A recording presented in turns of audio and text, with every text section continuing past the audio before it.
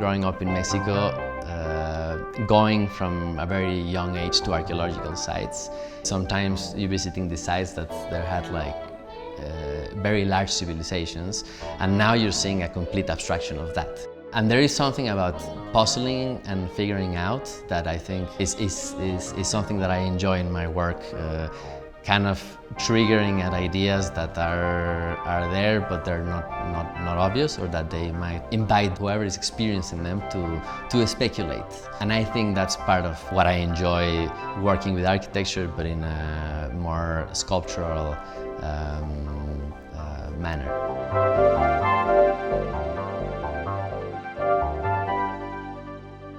I'm Carlos Matos. I'm an artist based in Mexico City, and this is my studio. I'm an architect. I do practice architecture, but I like to weave in and out of the realm of architecture, you know, into sculpture and material experimentation.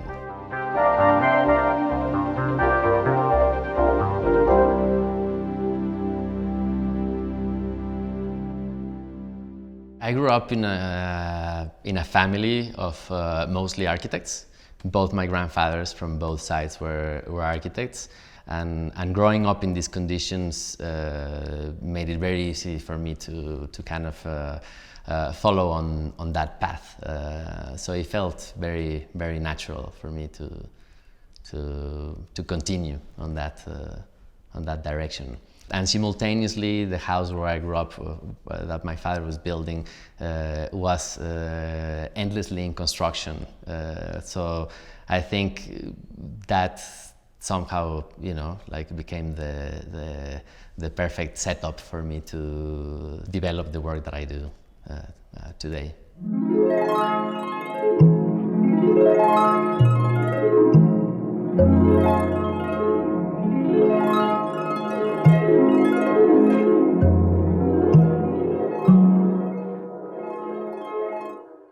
Yeah, well, I'll show you the house that I was mentioning earlier on, which is the house that my grandfather built for himself, and where I grew up visiting very often.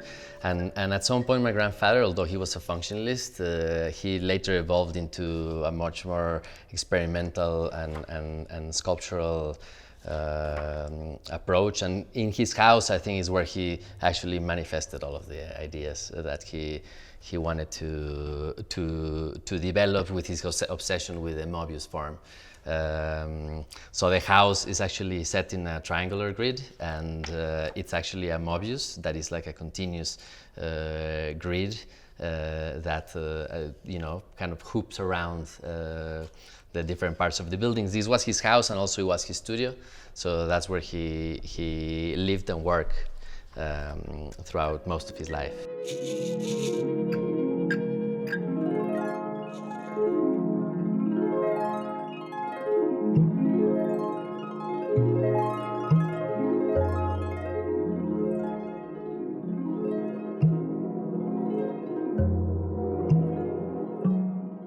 I think that Mexico is a place that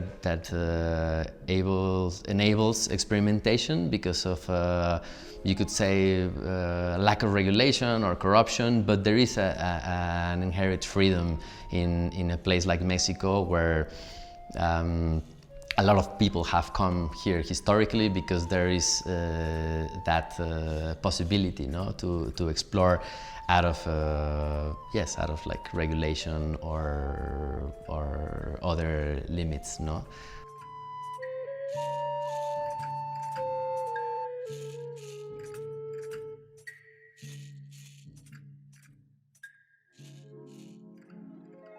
You know, I think there's also a lot of destruction of the heritage, which is unfortunate, but I guess the freedom to destroy that heritage and to knock down you know, a building that is worth preserving and opening up another shopping center or something like that is the same freedom that all these architects and artists have at the same time, to create something propositive and also to reinvent the culture itself, so it doesn't become all about preservation.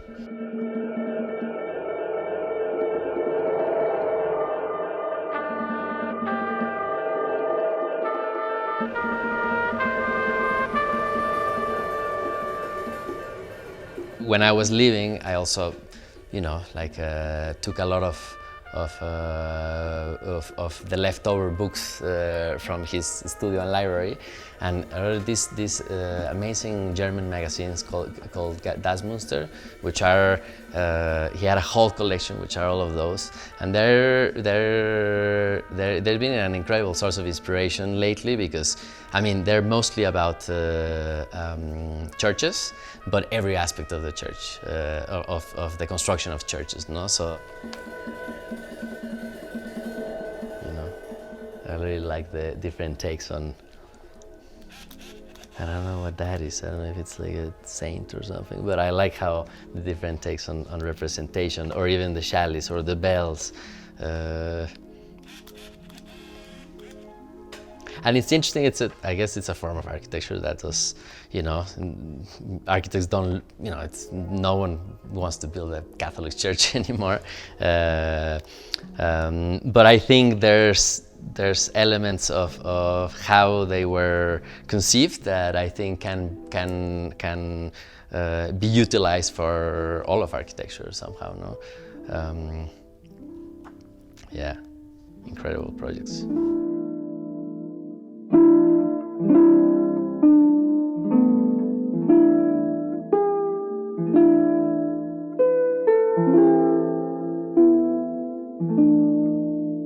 I use architecture as a medium, because architecture in a way becomes the envelope of everything, but I don't necessarily separate architecture from sculpture or from designing a light. I think it's kind of all part of the same kind of realm. Architecture and sculpture, I think they've always been fused. I think architecture is a sculptural by definition. Or even if you see in architectural history, there's been literally a lot of sculpture carved into architecture. I work at projects at different scales.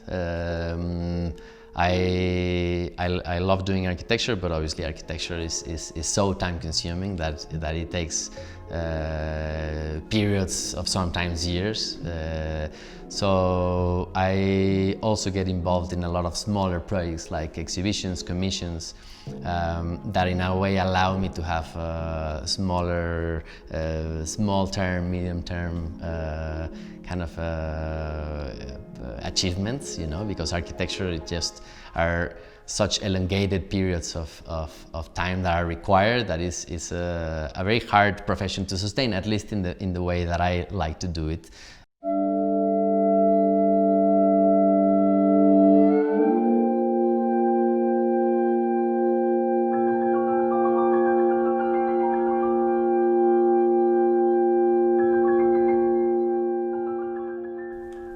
Yeah, so this is one of the projects that I'll be completing this year. It started about 5 years ago, and it was a commission for an artist residency in upstate New York of a reinterpretation of a Temascal, which is a pre-Hispanic sweat lodge that is also a ritual of rebirth. So all of Temascals are usually in a circular manner, and they have like an attached chimney where you would heat the stones, and then the stones you bring into the other side, you put on a pit. And this Temascal also acts as a piece of sort of infrastructure within the landscape. That was something that I wanted to achieve, also kind of inspired by the industrial and agricultural landscape of upstate New York. And I wanted to create a piece that almost felt like I had been there, no? And so it's on the ledge of a pond, and the water runs below, so it works to control the level of the pond. And on the back, it creates a waterfall that throws the water back into the river. Temascals are usually dug in the ground, so you crawl into them, and this is I guess a different version of it, where their parts being reinterpreted. Obviously, it has a compressed door, but you don't need to crawl. It's pitch black, but you can also control the light inside of it. And also, Music and sound is a very important part of the ritual of the Temascal. So there's going to be a sound piece integrated into the ritual that will dictate all of the order of the different stages of the sound bath. Yeah. I don't think it's necessarily as a political motive. Also, Temascals are very present in today's, but it's definitely an interest of mine to, you know, to look into the pre-Hispanic heritage of Mexico. Even here, where we are at the moment, which we're in Centro, and we're only a few blocks from the ceremonial center of Tenochtitlan. Which was the pre-Hispanic city of Mexico, where everything sort of like sprawls from there. I think, yes, it's just drawing back inspiration from that history. It's something kind of vital and necessary, you know, when you're from here, also to understand, you know, your context, I guess.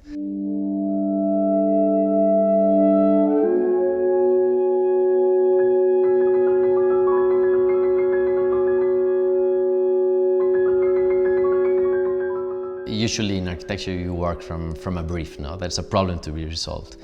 So somehow stepping out of that and working more in the abstract sculptural world, I've been able to begin to work more blindly without necessarily defining what I'm doing, but also having notions intuitively of what I would like to spark. The formal process of creation, it's both material, like an experimentation, a feeling. I collect a lot of pieces. I'm very taken by pieces that have a certain aura, or that in a way they communicate their usage or the time in themselves, no? Like an old rock or an archaeological piece, or some sort of tool. And that's something that I like to also bring into my work, like this idea of something being a temporal, no? Not from a defined moment in time. In a way, it's a piece that is making you think of you know, of clues, no? I like to think a lot of my work like it's a puzzle that somehow needs to be resolved, and I think the longer the span in time, the broader chances for speculation there is, no?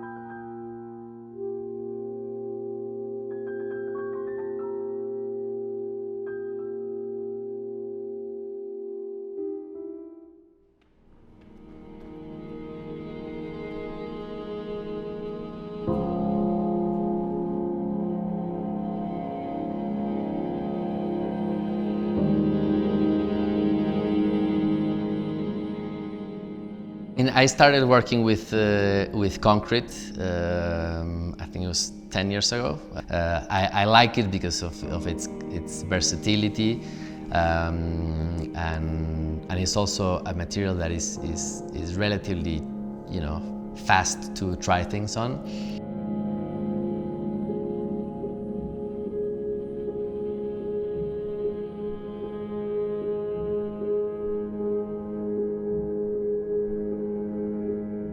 But I also work a lot with aluminum and metal milling. Somehow, again, talking about the you know, like the aura of primitivism that I think some of the concrete pieces intend to communicate, but then at the same time having these precise metallic aluminum components, no, that bring in that more futuristic side to them. Where I really enjoy not being able to fully understand, people not being able to fully understand how something is made. Even in the show, a lot of people were speculating whether it's, stone, which is something that I guess is a more obvious, speculation of what it could be, but people were suggesting it could be metal or resin, and I like that idea of people not being able to pin down what it is, and sometimes with sandcast experiments as well, there's these layers of almost patination or aging, no?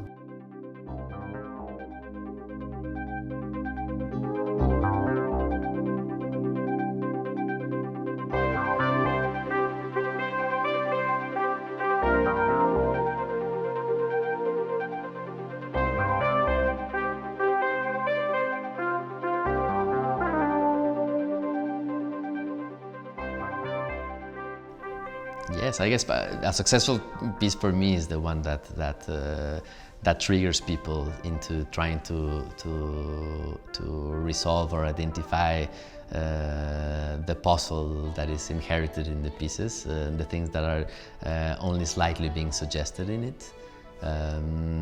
So, yes, I guess the piece that